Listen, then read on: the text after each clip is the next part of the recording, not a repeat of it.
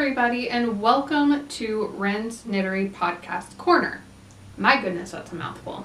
My name is Lauren, and I am the host of Wren's Knittery on Instagram, Facebook, YouTube, Etsy, and Ravelry. Oh my gosh, that is a mouthful, isn't it? But here I will be talking about all making, all the plans for making, and dibbles and dabbles of my life. So let's go ahead and get started, guys.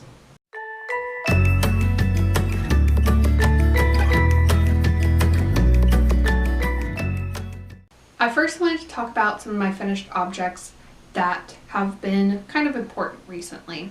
And if you haven't been following me on Instagram, you might not know I got married recently. Today is Friday the 31st, so I got married just about 2 weeks ago.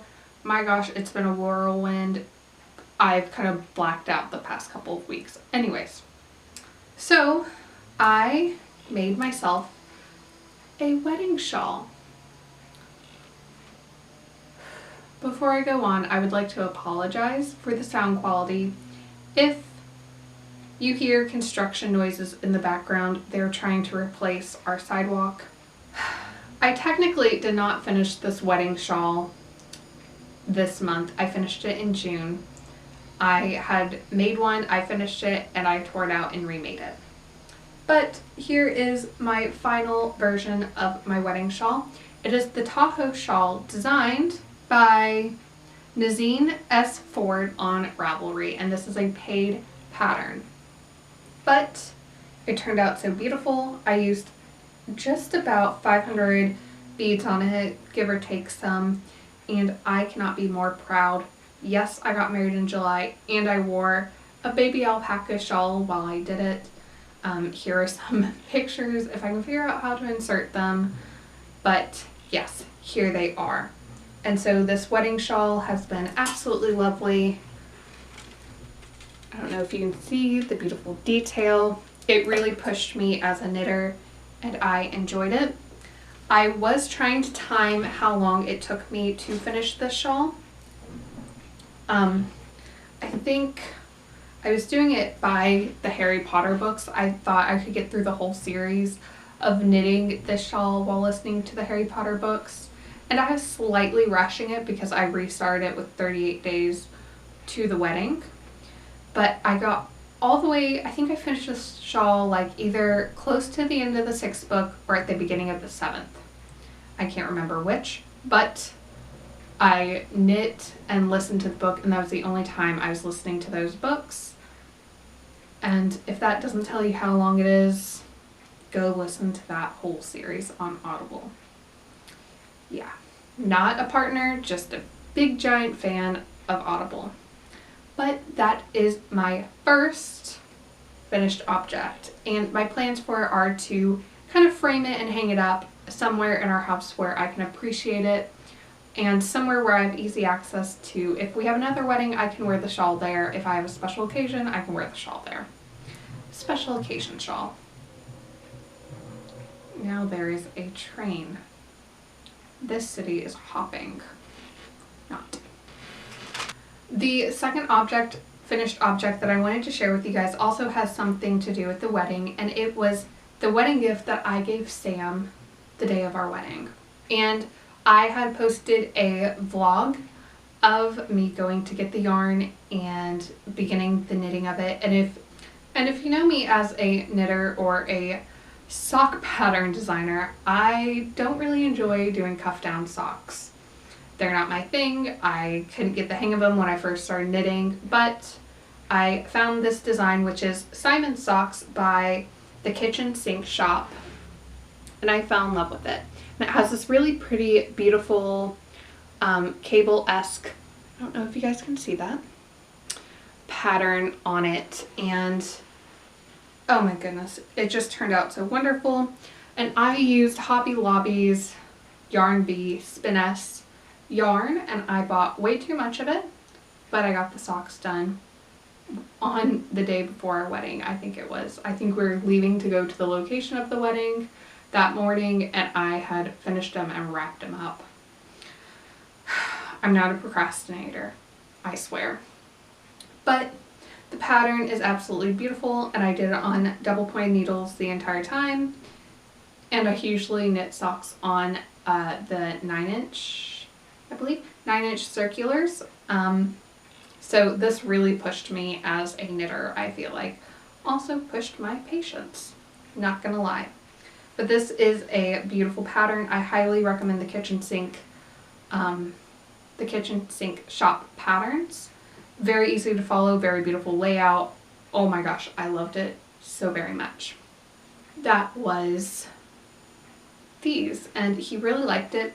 The yarn is viscose and either polyester or nylon. I want to say nylon, so it was not hot when he was wearing them, and the medium gray went with his suit on the day of our wedding. So he wore them. I did not get a picture of him wearing them. There is a picture somewhere around of him putting the socks on. Apparently the heel was a little bit tight, so if I do remake these, I might just switch a needle size up and kind of modify it in that way and see if that is a better fit. But all in the life of a knitter, isn't it?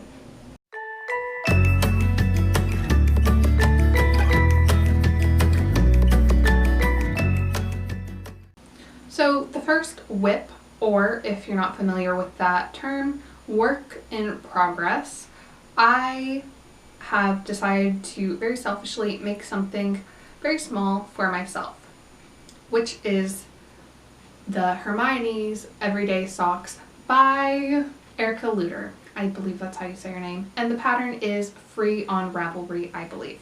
But it is a cuff down sock, as you will see. Again, I don't know if you can see that. I am still on the cuff. I'm just kind of making them at my leisure. I'm really enjoying it so far. The pattern's pretty fun. It's kind of fun. I think she has a whole line of Hermione's Everyday Mittens and then Hermione's Tiny Socks. So it's kind of fun to make. I am making them on a circular. I also went a needle size up, I believe, just because of my gauge. Plus, I also like my socks to fit a little bit looser. I'm also using the same yarn that I used to make Sam's wedding socks, aka the Simon's socks, which is that Yarn Bee Spiness in that gray. So our socks will be sort of matching. But I usually have a pair of socks cast on my needles at some point for me to mindlessly do. They're an easy project to take along with me, etc, etc, etc. Knitting socks is wonderful, and it's the reason why I became a knitter. Very proud of it. These are Hermione's Everyday Socks that I'm working on, and I'm very proud. I cast them on Monday night, I believe, when I got a little bit tired of working with a heavier yarn for my next WIP. My second WIP of this episode / of the week, which technically was the first WIP of the week, is the husband's sweater. It is the Rower by Drops Design, and it is a free pattern on Ravelry. It's a really difficult pattern to read. I had to print it out. I had to jiggle and juggle and underline and coordinate, and their designs don't seem to be, their patterns don't seem to be easy to read, but if you're really enthusiastic about the pattern and you read very carefully, I think you can survive. I would not have tried this project as a beginner or an intermediate. I feel like I'm a young advanced knitter, so I felt more confident because it is all cables and a moss-esque stitch pattern. It is from Bottom Up. I'm loving it so very much. But this is the sweater that I am making for my now husband. I bought the yarn from Michael's while we were on our honeymoon. It's the Lion Brand Heartland cut weight thing in Yosemite. That's the color. It's like this nice orange. I actually had made him a hat out of the same exact yarn. He loves the hat. He wears it at work all the time. And so he thought it'd be fun if he had a matching sweater plus this color. Looks really good on him.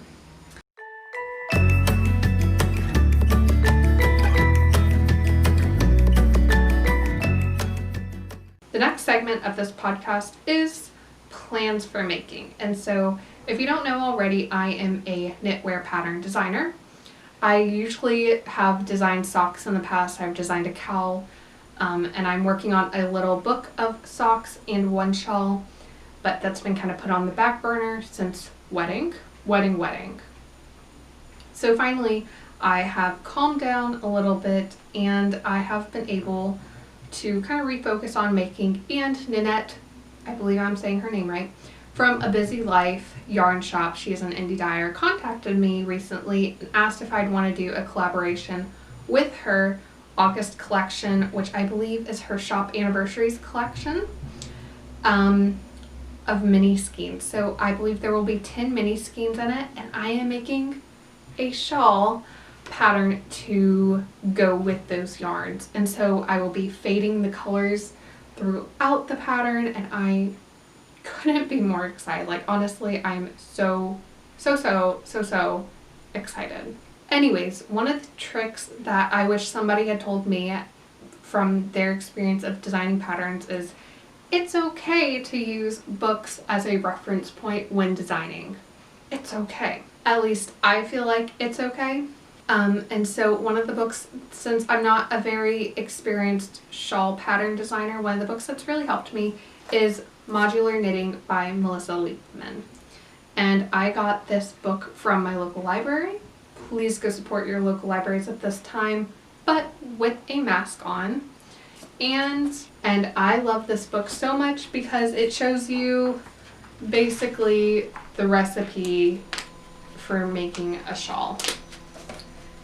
It's a pretty expensive book, not gonna lie. That's why I don't have it in my own collection yet, but I can get it from the library for about a month, and it kind of suits my needs as I need them. Such an amazing book. If you are a beginner shawl knitter or shawl designer like myself, go check out this book. So helpful recently. And it's just a good reference book to have. I've been building up my knitting reference book library, and it's done wonders for myself. So that pattern for that shawl, in collaboration with Nanette from A Busy Life, please go check out her shop. Honestly, the best yarn. I love it so much. But that shawl will most likely be called the Adventurer Shawl, because it's kind of like my whole theme with my knits. I want them to travel the world and help you travel the world and have a little bit of fun. So that's kind of what I have decided to call this, because in my head I'm thinking, you make this and you throw it in your backpack in case you need to like wrap up while you are like in the middle of a hike, and nobody ever wants to wrap up in the middle of a hike in fall. Just gonna say. But aesthetically pleasing in my head.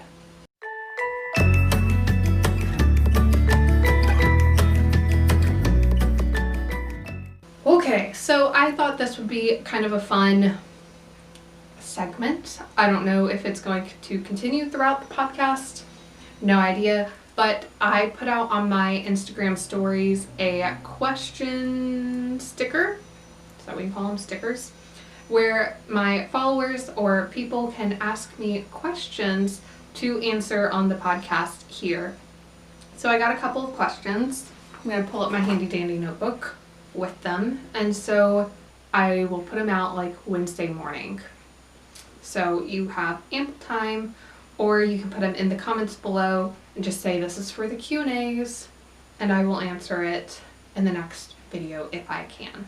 So for the first question, it's where are you from? And right now I am located in northwestern Ohio. I'm about an hour from Toledo and an hour and a half from Columbus. If you're familiar with Ohio, good for you. I live in a flat yarn desert. I thoroughly enjoy living here. I go to school in this city, which is why I moved here for the main reason. Have this really cool house that I really like. Plus of living here, and my dogs have a yard to roam in. I have a yard to garden in.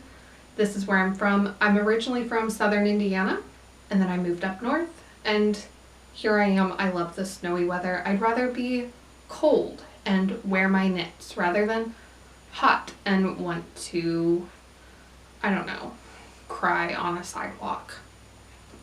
So hot weather is not for me. I don't really enjoy summer. I enjoy winter. I want it cold. I want to have to wear mittens and gloves. The second question kind of goes in line with the first question that I kind of prefaced to, and it's, what are you studying in college? And I go to college here at blank university, because I don't want to say which university it is, but I go to school in this city, and I really enjoy the college. It has a really good program, and I am studying English literature. Now, there are several fields that I could go into with that. I could go into getting my master's and PhD and becoming a professor, or I can go into like anything I really want to. I really do like the program though. I'm entering my senior year, starting on August 24th. That's when the semester starts for me. That is what I'm studying for. I really am enjoying it. Two of the classes I'm looking forward the most to this semester is a course on Steinbeck, and the other is Shakespeare. And so those are my two literature courses that I am most looking forward to this coming semester. And I will be reading a ton. In May of 2021, I will be graduating. Yay me! And the third question came from one of my close friends, and it was, what is your favorite thing about finally being married to your best friend? Which is a rather sweet question. And oh gosh, I didn't even really think of an answer. I mean, I like being able, we've been doing this thing where we're like, well, hello, husband. Well, hello, wife. And that's kind of our favorite thing. We did live together before we got married, so not much really changed besides me having to change my last name. My other favorite thing is being able to wear 2 rings rather than 1. I like telling people that I'm married and saying, oh, I'm just texting my husband, or, you know, kind of doing stuff like that. I don't really feel like an adult, even though I'm supposed to feel like an adult. So that's a lot of fun. But I think my favorite thing about finally being married to my best friend is that I'll be married to my best friend forever, and I will get to call him my husband forever. So mushy gushy, yuck, but yes.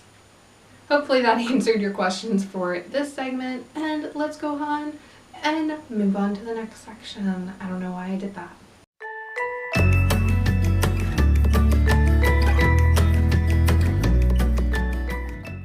Dibbles, dabbles, and babbles. Okay, so this is a segment where I talk a little bit about my life and what the crap is going on, and I got married. Big shock. Okay. Yeah, everything went kind of insane with COVID and everything. Wedding planning was not easy. I think the entire joke was the wedding has gone from plan A to B to like Q. Like, the original idea of what I had led into like something totally else, but it was still sweet and special, and we got married, and that's kind of all that matters. We did an elopement, sort of, and we are going to be hosting a large party at our house in like about a year, and that's going to celebrate our wedding and my graduation of college and encompass everything under the sun. But that is all that I want to say about the wedding. The honeymoon was absolutely lovely. We went hiking just about every day. Anyways, so for the final babble, dabble, dibble, I wanted to give some of my plans for tonight. It is Friday night. We are trying to implement something fun that we can do as a family. Just 2 people and 2 dogs and a cat and a fish. We are going hiking tonight. We have a little spot, hiking, very loose term. We're going to take our largest dog, Reginald. He's the black lab, Reggie. And we're just going to go for a very leisurely stroll. Sam does, his work has a property where it allows people to walk around. So we're just going to go enjoy the semi-nice weather this evening, probably around like 5 or 6, and just relax after a week of being back in real life and not being able to do whatever we want every day, and enjoy hiking, walking with our dog, and hopefully hopefully he does not go for a swim, because every other time we've taken him to that property, he has gone swimming. That is everything really for this podcast. It's taken a lot longer than I'd planned for. YouTubers must have like a secret weapon or secret superpower that nobody else knows about, because this is a lot. And I think that's everything for this podcast. I will see everybody really, really soon, and remember to keep on knitting. These podcasts will be made available every, I want to say either Friday, Saturday, or Sunday. I haven't decided on a set day yet. We will see with whatever works. Don't forget to send in your next Q&A questions. I can't wait to see you guys again soon. So bye!